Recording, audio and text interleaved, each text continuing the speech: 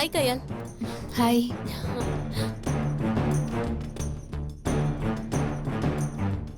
கயல், என் மேல என்ன ரொம்ப கோவமா இருக்கியா?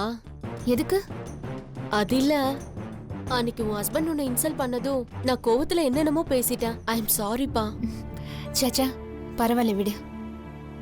நீயும் என் மேல இருக்கிற அக்கறையில தானே சொன்ன. It's okay. என்ன திவ்யா ஒரு மாதிரி இருக்க? அது ஒண்ணும் இல்ல. நீ தப்பா நினைச்சுக்கலனா நான் உன்னை கேட்கலாமா? கேளு. உன் ஹஸ்பண்ட நீ கடைசி எங்க பார்த்த? ரொம்ப பர்சனலான விஷயம்னா என்கிட்ட சொல்லக்கூடாதுன்னு நினைச்சனா இட்ஸ் ஓகே, பரவாயில்ல விட்டுரு. அப்படிலாம் ஒன்றும் இல்லை. இது வரைக்கும் நான் அவரை பத்தி யார்கிட்டயும் பேசினதில்ல. நீ எதுக்கு கேக்குறேன்னு நான் தெரிஞ்சுக்கலாமா? நான் சொல்றேன், நீ ஃபர்ஸ்ட் சொல்லு. கடைசி அவர் எங்க பார்த்த? இஃப் யூ டோன்ட் மைண்ட் அத ஃபர்ஸ்ட் சொல்லு. நான் தனியா பார்க்கல, நம்ம 2 பேரும் ஒன்னா இருந்தோம்ல. அப்ப கூட அவர் நம்மள கேப்ல ஏத்தாம போனாரே, அதுக்கு அடுத்த நாள் நான் அவரை போய் பார்த்தேன். அவரு உன்கிட்ட நல்லா பேசுறாரா? முதல்லலாம் நானே கோவப்பட்டாலும் என் மேல கொஞ்சம் கூட கோவப்படாத என் மாமா இப்பெல்லாம் அதுக்கு நேர்மாறா இருக்காரு. எப்பவும் எரிஞ்சு எரிஞ்சு விடுறாரு, வீட்டுக்கே வரமாட்டேங்கிறாரு. சொல்லப்போனா என்கிட்ட பேச கூட அவருக்கு பிடிக்கல. நான் அவர்கிட்ட மன்னிப்பு கேட்டும் அவர் என்கிட்ட பேசவே மாட்டேங்கிறாரு. அதுக்கு என்ன காரணம்னு தெரியல திவ்யா. வேற எதுவும் சொல்லலையா? வேற எதுவும்னா? அது வந்து சொல்லு திவ்யா. உனக்கும் அவருக்கும் நடுவுல வேற யாராவது இருக்காங்கன்னு நினைக்கிறியா? சேச்சா அப்படிலாம் இல்ல. Are you sure? என்னது? இல்ல கேக்குறேன்னு கோச்சுக்காத. உங்க மாமா பொண்ணுங்க கூட கேஷுவலா பேசுவாரா? சான்ஸே இல்ல. அங்கதான் என் மாமா மத்த ஆம்பளைங்கள்ல இருந்து ரொம்ப டிஃப்ரெண்ட். என்ன தவிர வேற எந்த பொண்ணையும் அவர் ஏறு எடுத்தும் பார்க்க மாட்டாரு. ஸ்கூல் மேட், கிளாஸ்மேட், தெரிஞ்ச பொண்ணு, பக்கத்து வீட்டு பொண்ணு, அந்த மாதிரி கூட அவர் யார்கிட்டயும் பேச மாட்டாரு. சொல்லப்போனா கல்யாணத்துக்கு முன்னாடி அவருக்கு ஒரே ஒரு லவ், அதுவும் அவரோட சொந்த அக்கா பொண்ணு. என் அக்கா தான். ஊரறிய உலக அறிய லவ் பண்ணாரு.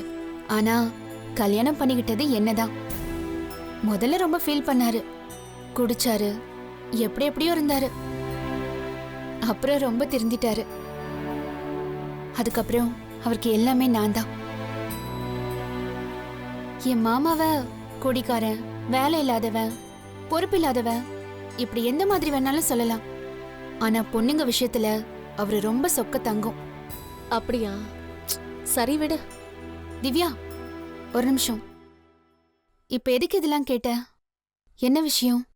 ஒன்னும் இல்ல விடு. இந்த பாரு, நீ ஏதோ என்கிட்ட சொல்ல வந்து சொல்லாம போற மாதிரி தெரியுது. இதுக்கு மேல என்ன சொல்ல போற?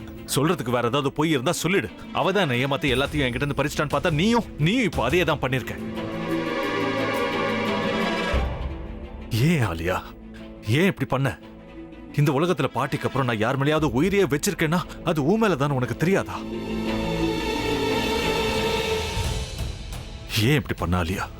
உனக்கு காசு பணம் அவ்வளவு முக்கியமா போயிடுச்சு. அதுக்காக நம்ம உறவை கூட மறந்துடுவியா?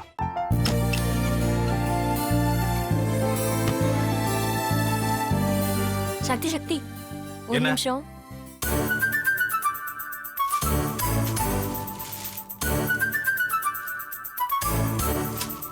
இந்தாங்க. என்ன இது? உங்களுக்கு பிடிச்ச பிராண்ட் செப்பல். இது என்ன நான் தலையில வச்சுட்டு தூங்கணுமா? சரி அதை விடுங்க. இங்க பாத்தீங்களா டைம் பீஸ். இதோட அலாரம்க்கு தான் நீங்க டெய்லி எந்திரிக்கணும். அதெல்லாம் என் மொபைல்ல இருக்கு. முத்து, முத்து,